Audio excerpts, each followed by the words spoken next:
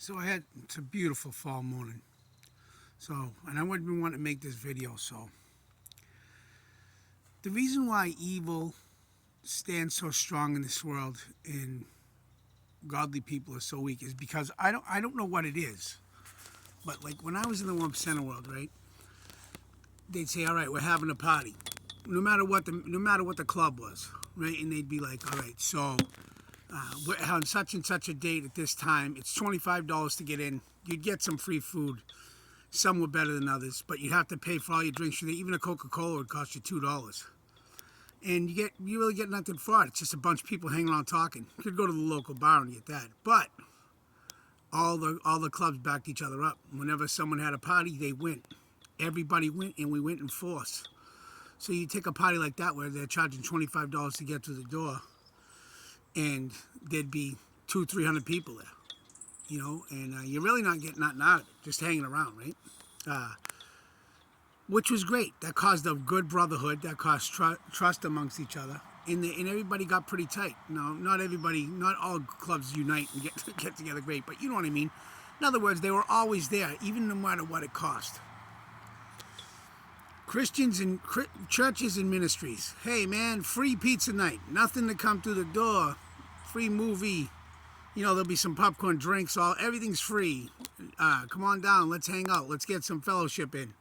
6, 7 people show up. You can give months' notice to anything there is, and this is I'm gonna seclude this down in New Hampshire because I can't comment about other states. But from a Christian biker's view, now the one thing I do like about being a Christian biker better than 1% biker is people really want to ride. They want to ride. They want to get out there. They want to hang out, not because you can beat somebody up, not because they're going to make money, but because they want to ride. And so those people are really good brothers because they come for no reason at all. But when it comes to gathering of a whole bunch of I've noticed, especially in the Christian motorcycle ministries, everybody's afraid somebody's stealing somebody from their ministry. They don't trust this ministry. It's worse than the 1% world. I tried to do a unity thing years ago between the Christian ministries, failed miserably because no ministries want you interfering with their ministry whatsoever. Instead of getting together and having a full brotherhood, like the 1%ers do, everybody's mistrusting. And in the Christian biker world, there's nothing to mistrust. In the 1% world, if you can't trust somebody, you're watching out because you're going to get shot, stabbed, killed, found in the back alley somewhere. This is serious business when you're a 1%er. Yet people still backed each other up. Then you take these Christian motorcyclists. This is here in New Hampshire. There is a couple of ministries that are great. I'm not knocking all of them before I get yelled at about that one. But here down in the Plaistow, Haverhill, Mass, Sandown area and stuff like that, you can't get Christian bikers to do nothing. It's so sad. And the churches give away free everything. I'm going to keep beating the bandit here because I can't believe, and I'm going to tell you right now, I just had a great turnout. I'm going to throw a thing out there. Heidi came to speak Friday night. My church was packed. It was beautiful. And she brought pizza and, we gave her a love offering. She hit the word right on the nose. She hit the nose right on the head. Vicky does a blurb. So Vicky's blurb, she was supposed to write about one thing. The Holy Spirit took her somewhere else completely. And she ended up preaching right before us. The blurb is like a 10-minute blurb to warm the church up, give you some easy teachings, something to think about. Well, the way Vicky wrote it out with the help of the Holy Spirit, it blended right in Heidi's preaching that night. It was the perfect 1-2 punch. It was beautiful.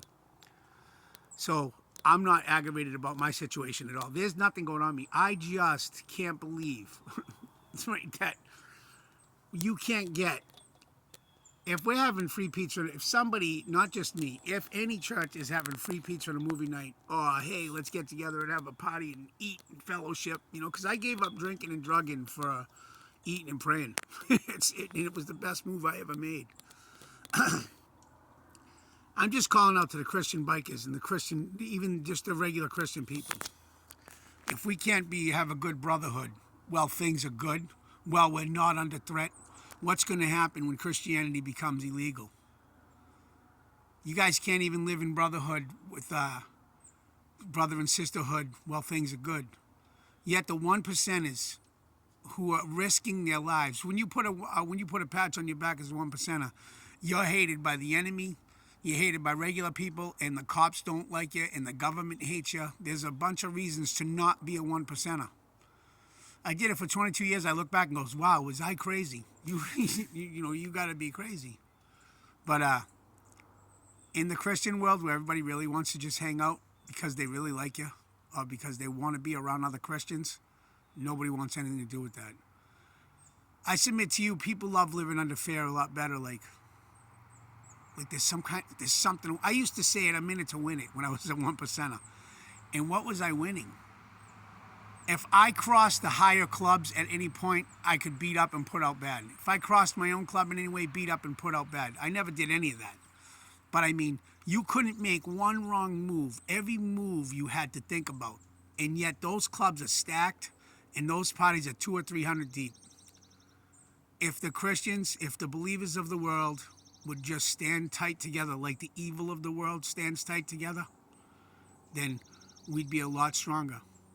I submit to you that God's army is very small, and a lot of people, and the Jesus warriors and all that, and the godly people, some of them that claim to be godly, I don't believe they really are.